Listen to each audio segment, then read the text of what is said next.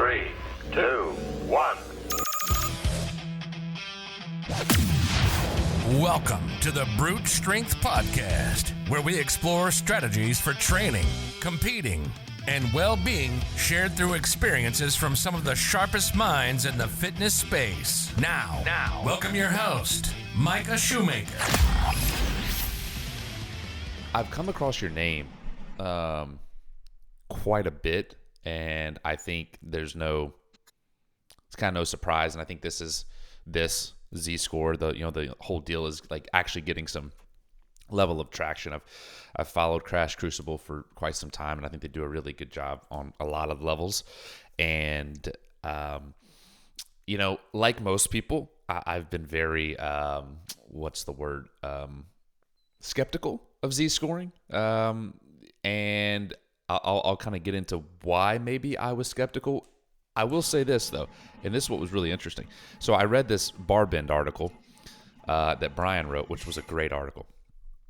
And if I'm reading the article correctly, whether it was scored by so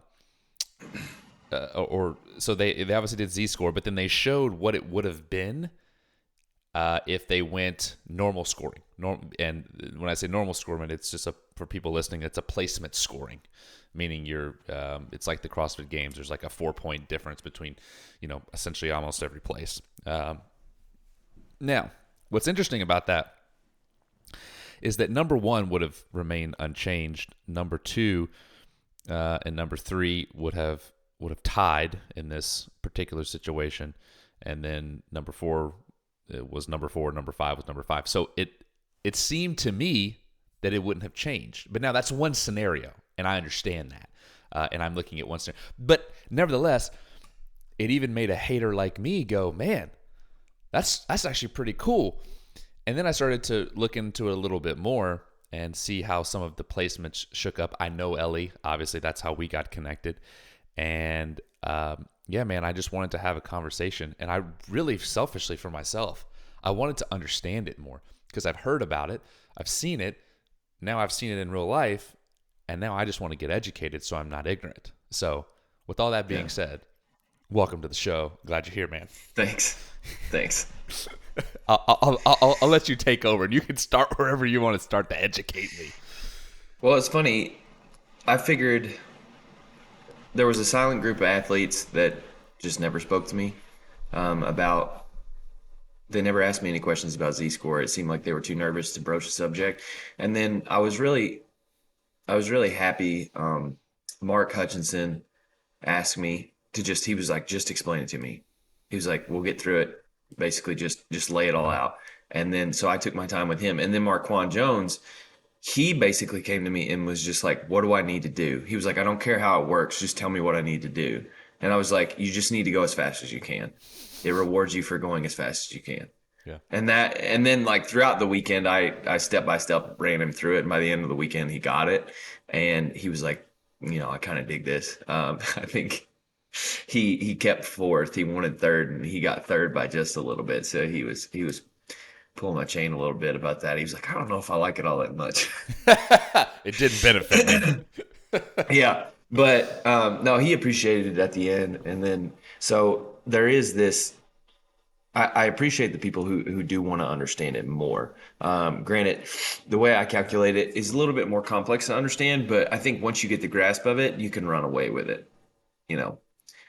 It's just getting the base understanding down first. Yeah. No, and that's kind of where I'm at. I've obviously read I've read the haterade online. I've maybe drank some of the haterade. I'd like to approach some of that haterade here, and that way I can get real-time feedback from you. There's like, and this is what I talk about, there's nothing greater than having like the guy or the gal on here that like comes up with this shit, because you can just straight up be like, hey, this is the issue. I want to understand. Help me help you. And in the famous words of Dex Hopkins, he says it's a communist approach to CrossFit. So I would just would say that, wouldn't he? I'd just like to get that out there. So Define what that means. That makes no sense to me, but all right. We'll run with it, Dex. We're gonna get into it. I'm baiting the audience a little bit for this exciting conversation that's gonna be math. So Somebody call him in here. Get him in here. God. look, Dex and I have a long history. I don't know if you know that. We trained together at Maximus for 4 years, and so he knows how to pull my leg whenever I know how to pull his. So, all right. look, don't tempt me. Don't tempt me with a good time because I will send him this link so quick, and he will get on here. He's a psychopath. Oh no, yeah, he'll get on here. Yeah. So we'll save that at the end because I don't want that to overshadow like me actually trying to learn. Okay. Well, if there's any learning to be done, Dex will steal that and just squash it all. Right. I don't want this to turn into a cockfighting contest. I actually want to learn. Yeah. So, okay. No, it's all right. Let's start here. Let's just lay some groundwork so I can like really get into some questions that I have, and so the audience is not just completely lost because they may have never heard of Z-scoring. What is Z-scoring? And then compare and contrast that just on a very basic level to what is the scoring that everyone else uses, whether it's semifinals or the CrossFit Games, just so we can have like a foundation. I'll take you down this framework. Alexis Johnson has been pushing back on me. She's really the only person that I've dealt with that understands the math and the sport at a level that we can really go back and forth. Brian understands it pretty well, but she understands the minute details of what happens in the calculation. So she's been great. But she was like, "What you need to do." What she does for a living is she's. I'm gonna ruin this, but basically, it sounds like to me she's a data analyst that comes up with things, and then she teaches the salesman how to sell that. So she takes something hard and then teaches people how to sell it. So she has to be able to communicate it really well, which is something that I have struggled with and I'm getting better at. So what we've come up with is in CrossFit, they make the claim the fittest on earth, right? Yes, that's correct. Well, that claim always mattered exactly. Like to me, what are the qualities of that athlete? Like you're the fittest on earth. What's your back squat? What's your mile time? Like what are the metrics that make the fittest person on earth, right? So I wanted to be exact about how we measure that. Now, the first question you have to answer, okay, if we're finding the fittest on earth, does the difference in someone's finish matter? So if you back squat 400 pounds and you get first, and I back squat 300 pounds, should I get 4 points less than you if I get second? Or should we take into account how big that spread is versus if I back squat 375, right? Should that distance matter? So do you, yes or no, do you think that distance should matter?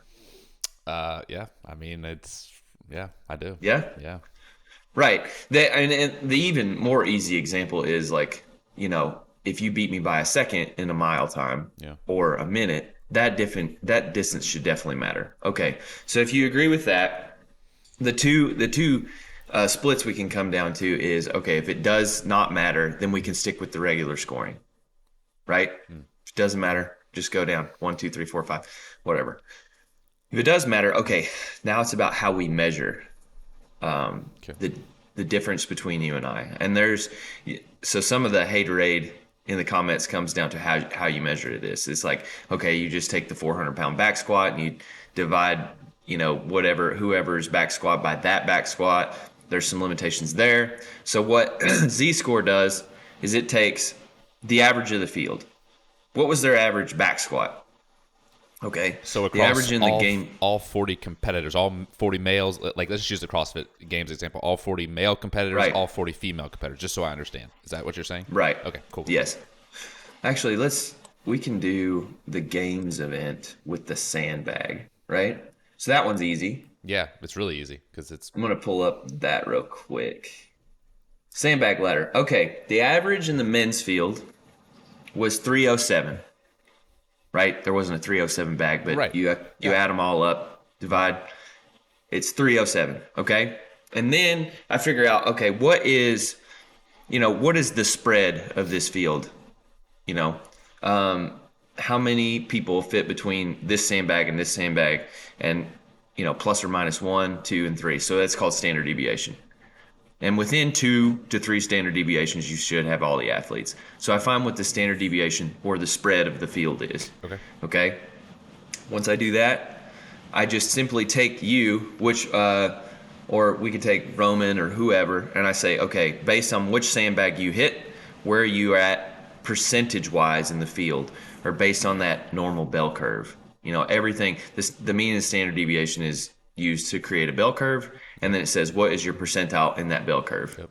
Cool? Yep, got it. Now, if you know anything about math, you know that if you take a field of data, you'll never find 100% in a bell curve. It just won't ever happen. Right.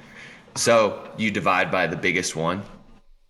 So the person in first will definitely get 100 points. And then you just... And I'm assuming, is this where this breaks down and people get like irritated? Yes. Yeah, I was already... This is where it gets very confusing to people. Yeah. But basically, I'm just regulating it to the field. I want to make sure the person in first gets 100 points. If the person in first got 96 points, it wouldn't make any sense, right? And so that's all I'm doing. I'm asking, what was your percentile finish in the field? And then I'm just fixing it so that 100 points comes out on top. I got it. I'm following. So any questions? That was the biggest. That's the biggest hurdle for people to get over. So what happens is a lot of people get caught up in the middle, and then it gradually staggers out from there.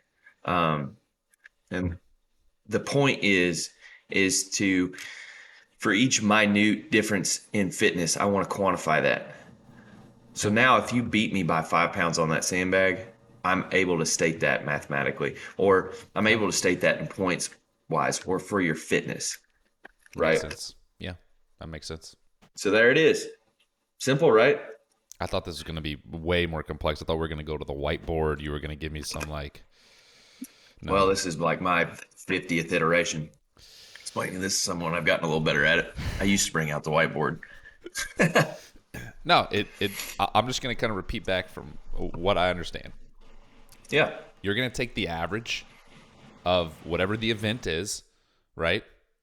And that average, we're going to plot on a bell curve, right? Or everyone's going to get plotted on this bell curve, and it's percentage-wise based on how close or far they were from the guy that did the most or ran the fastest or whatever. And the person that ran the fastest, did the most, whatever, gets 100 points, and they're essentially setting the bar to beat. Is that kind of my understanding? Right. I mean, in very simple terms. As always, they're setting the bar to beat. So yes, you're right. Okay. All right. Okay. Yeah. I mean, that's like super, super simple to me. Then I don't really have any problems with that. Okay. So. Good. Show over. Thanks. Thanks, guys. 10 minutes in. Okay. Here, and I'm sure you have rebuttals for all of these. So let's just work through some of these things. Haterade time. Let's go. Yeah, right. Because obviously we're crowning, and this may be more of a semantics issue, which is a different conversation from the math. So for those listening, I want to be very clear to be able to separate those in this conversation, because CrossFit's claim is the fittest on earth, right? And I think that claim kind of sets the tone for what we're testing, right? Because if you call this something else, then what? Like, is it a test? Is it a challenge? And it's like, okay, Micah, are these things really different? It's like, no, they are different. And it depends, I think, what the test should look like. Now, this also comes into play, or at least I think, when you're looking at what the tests actually are. I would argue probably, and I'm sure you could back this up with math, is some tests probably don't lend itself very friendly, if you will, to Z-score. Right. And we could probably name some past CrossFit events that would like blow this shit up, because they just simply don't fall in line with, some of this stuff. And I think it becomes, really interesting, like with like interval work in particular, right? Like that's the first thing that comes to mind is like interval work would blow this shit up quickly. especially when you have buy-ins or buyouts, those types of things could completely derail this whole system. And I think that's where it gets really tough. So, and that's why I come back to, what are we actually testing, and what is the claim here? You know, and I think that's like a really important conversation. And if you have that conversation and you go down that road, then this back end is really only meant to support what the claim is. And I think there's less conversations about that and more conversations about, well, this sucks, it's communism, which to some degree I do see what Dex is saying. It's like, it's as he says, it's the equivalent of, you know, look, we're in Alabama, so, or at least I am, so I'll give this analogy. It's the equivalent of Alabama beating someone by 50, but in the fourth quarter they have to keep, you know, Bryce Young in. It's like, no, they should be able to put in the fourth string, and, you know, if they give up a couple touchdowns, it's okay. You know what I'm saying? They're beating them by 50. So I like Hiller's take on this. Like, it gets complicated comparing CrossFit to other sports. It's not like other sports, and it gets really dangerous doing that. Yeah. Not dangerous, but it's like they're just not one-to-ones. I mean, that's good. A decathlon would be the only other thing that you can really one-to-one it, compare it to, and their scoring is more complicated than what I'm proposing. So really, so okay, Yeah. so full transparency, and so my wife was a heptathlete. Yeah. She would have been a decathlete, but you know they think women can't do 10 events. So Right. Well, it wins, bro. yeah. Look, I'm just kidding. Let me tell you, she would fucking Hulk smash some men. Right. Yeah. Anyways, so I'm interested in hearing why you think that, and I'm interested if you know, if obviously if you don't know the scoring system, I don't want to put you on the spot on that, but I'm curious to hear the thought process behind that comment that you just made, because I think that's interesting.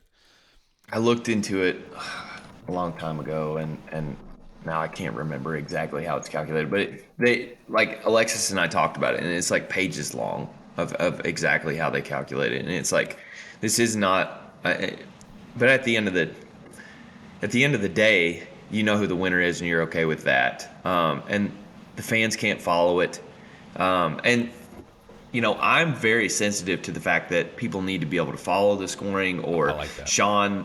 Sean needs to be able to articulate, like, this athlete needs to get in this amount of time or else he's screwed. Like, he cannot get second or whatever. You know, those last events where it's like he's got to get ahead of 3 people, or, you know, he can't win. I also think that that's a terrible argument to use for just not using the scoring system at all, because you literally only have one opportunity every single competition to use that. But anyway, so what? There's a bunch of different routes we want to go down. What do you want to do first? Okay, let's start here, because I want to take 2 steps back so we can take a few steps forward. Do you think the claim, because this really is the crux of the conversation, even more so than the scoring system, do you think the claim of fittest on earth is the correct claim, or I should say the correct title? And do you believe that the scoring that we currently, and this is slightly loaded because I it's rhetorical because I know the answer to this, but still we just need to get it out of the way. Do you think that the scoring that we currently have backs that claim, or do you think it's mismatched, and ultimately why? Correct claim. I mean, you can correctly claim whatever you want, but of course. Are we finding the fittest on earth? A few years ago, like maybe 10 years ago, I don't think we were. We have now gotten athletes to the caliber that I think we are. We are finding the fittest on earth. How we measure that is not correct, but we do. This is the part that people are going to have a problem with. Most of the time, the fittest on earth wins. There's only been a few instances where they haven't. Yeah, so yes, it is a claim that we can make, but are we measuring it to the best of our ability? No. I'm currently playing with like 5 different scoring systems, and in almost every other scoring system that's based on performance, there are, on the events when the fittest on earth is not found, it is seen in all of those performance-based measurements. So there's more evidence to the negative that that those people were the fittest on earth. Can you you said that for the most part we've found the fittest on earth. Is there an example that you believe that the fittest on earth was not found, and why? So my favorite example is, and I think this is the easiest example for people to remember and visually see in their head. So in 2017, based on performance, Cara beat Tia.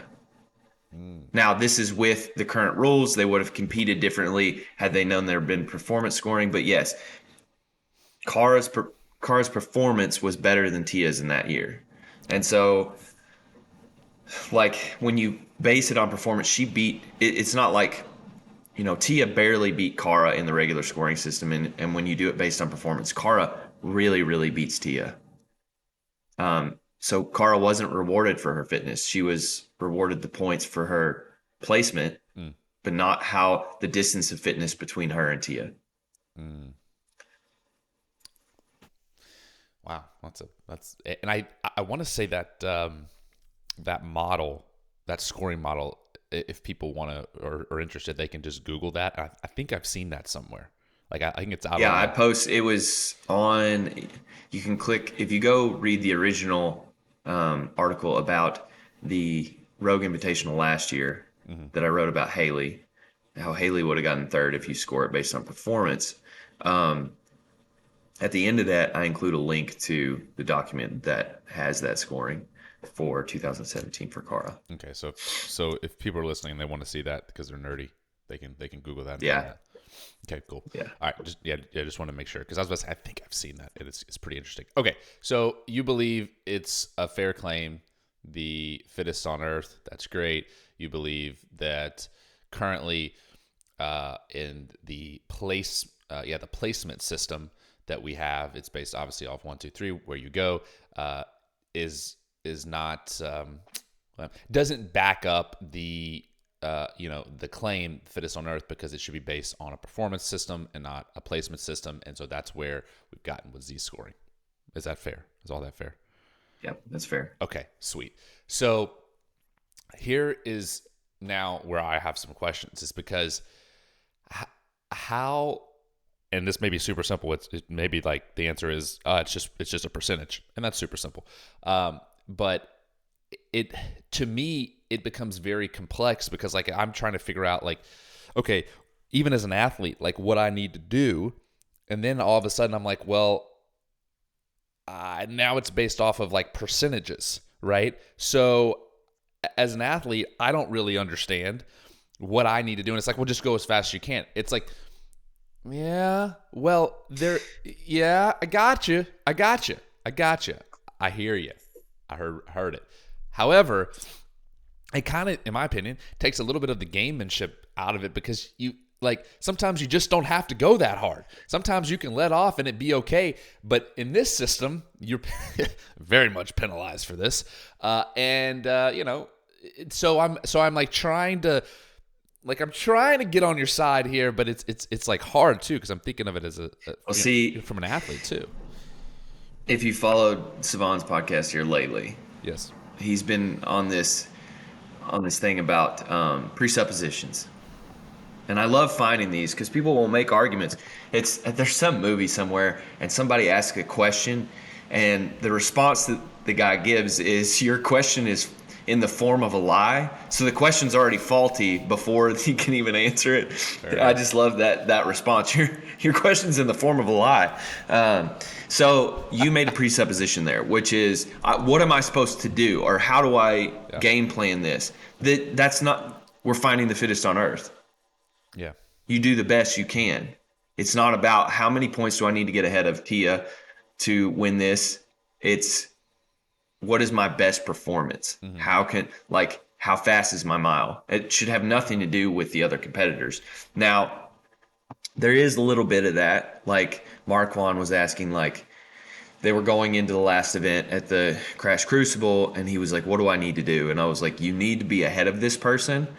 I was like, what I would do is I would find the person that you needed to be ahead of, and once you got there, stay there safely. If not, push it. If you're comfortable, push it, right? So you can still game it, but it comes down to a different thing. How many, people lose this, well, how many people do I need to get between me and them?